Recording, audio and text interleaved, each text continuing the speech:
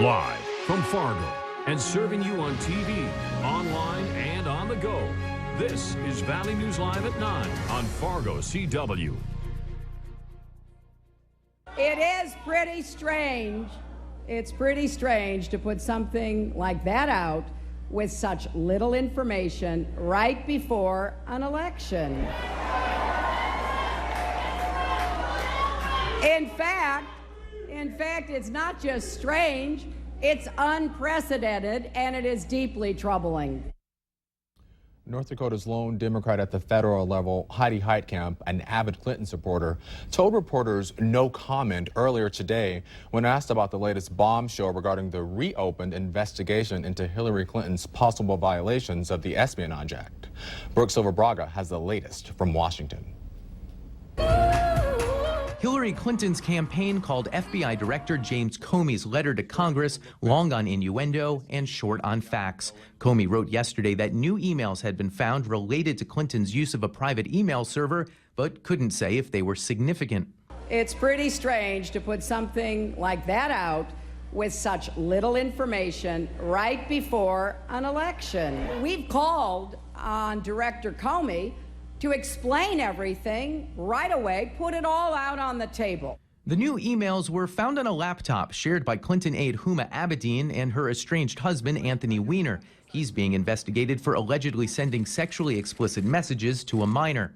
CBS News has learned Attorney General Loretta Lynch disagreed with Comey's decision to notify Congress about the new emails so close to Election Day. Republican presidential nominee Donald Trump argued that is evidence of Lynch's bias. There are those, and I happen to be one of them, who think Hillary offered Loretta Lynch a reappointment as Attorney General. An Associated Press poll taken before the FBI's announcement found most likely voters think Clinton broke the law with her use of a private server. You're an undecided voter from Colorado. Does this affect how you lean at all? A little bit. I think I'm leaning towards Trump. At this point, there's nothing they could do to turn off the people that support them, which is crazy if you think about it. Early voting is already underway in dozens of states, and more than 20 million votes have already been cast. As of today, Huma is off the campaign trail. The 2016 presidential election is just 10 days away. And turning to weather, we spent most of the day with mainly cloudy skies, a little breezy at times, especially early into the afternoon with that northerly wind, really keeping temperatures down. We only saw temperatures across the area into the low to mid 40s. Current temperatures, we're at 42 degrees at Fargo, 41 at Grand Forks. Temperatures into the 30s, mid to upper 30s out toward Devil's Lake, Jamestown, and Valley City, and temperatures close to 40 degrees from Lakes Country into Northland, Minnesota. So the wind speeds show that we're still mainly getting the wind from the north between 5 and 15 miles per hour. That will keep us cool as we go through the overnight period. We are still seeing our share of clouds out there, especially into the Southern Valley. Clearer skies as you make your way out toward the Devil's Lake area. That system that came through a couple of days ago gave us the rain. Now moving into the Midwest, high pressure is working its way in. It will clear us out, but as it does approach, we have that nice northerly flow that will keep temperatures down. We're really going to get cold as we go through the overnight period, as temperatures will mainly fall into the lower 30s with partly cloudy skies as we go through the day on Sunday, with highs a little warmer into the mid to upper 40s, and we'll stay into the mid to lower 40s as we go through the evening, still with partly cloudy skies. There's your partly cloudy sky as we go through the day tomorrow. Temperatures in the Fargo area near 48 degrees. That wind does flip around to the south, mainly between 10 to 15 miles per hour. Other temperatures show we're at 48, your high at Jamestown, 49 Devil's Lake. Temperatures out toward Detroit Lakes at 46 and Roseau at 47 as we make our way through the afternoon. Then for Monday, we will see temperatures really get up there with a southerly wind.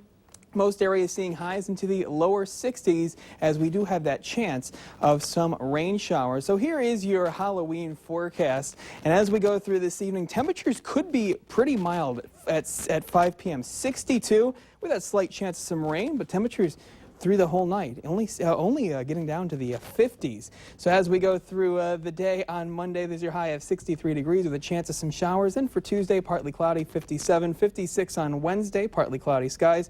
We're going to stay dry and warm as we go through most of the week. Mainly sunny skies, mid to upper 50s Thursday and Friday, mid 50s on Saturday with mainly sunny skies again. So get out and enjoy it. Halloween We have that chance of some rain, but looks warm. And I was going to say, you might not be too cold if you go out and you're wearing a costume that doesn't have a lot of material with it. Yeah, and that's good news. It could be really cold this time of year. We're going to stay mild, and Halloween is our warmest day. Sounds good, Justin. Thank you so much. Yep.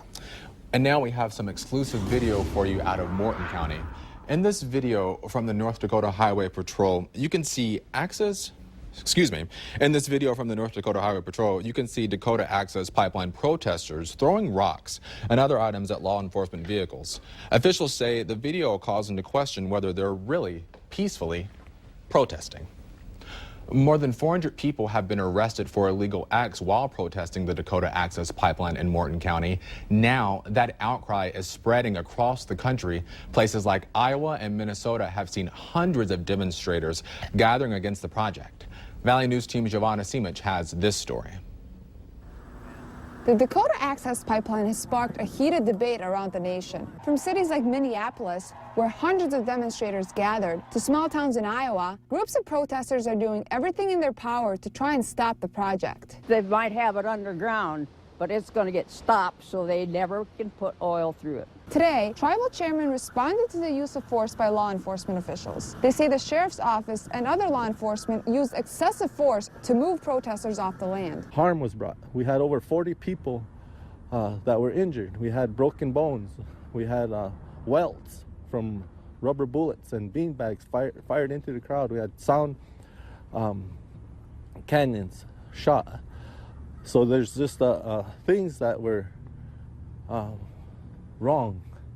Is this wrong to use that type of force on innocent people on our land? Lieutenant Tom Iverson says they were patient with protesters and gave them time to leave. He says officers used necessary force. Some of those videos, they do look aggressive and they do look disturbing, showing law enforcement affecting an arrest and taking somebody to the ground.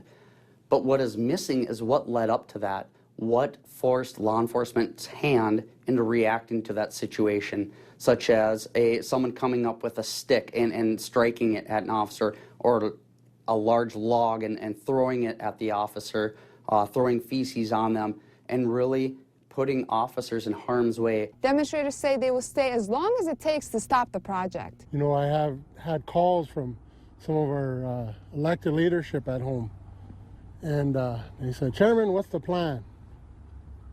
How can you make a plan when you're going against guns, weapons? The only thing I could say is we need to stay together and pray. Giovanna Simic, Valley News Live. Law enforcement officials say they will continue to have a presence near the protesters' main camp area in southern Morton County. The Minnesota BCA is investigating an officer-involved shooting that killed one man. Authorities say a sheriff's deputy was responding to calls about an erratic driver in Donnelly, Minnesota on Friday. The man was chased through 3 counties by several law enforcement agents. During the chase, he hit a squad car and fired shots at pursuing squad cars. The BCA's preliminary investigation shows officers tried to negotiate for several minutes, but the man ignored the officers and got out with a handgun and ran towards a field.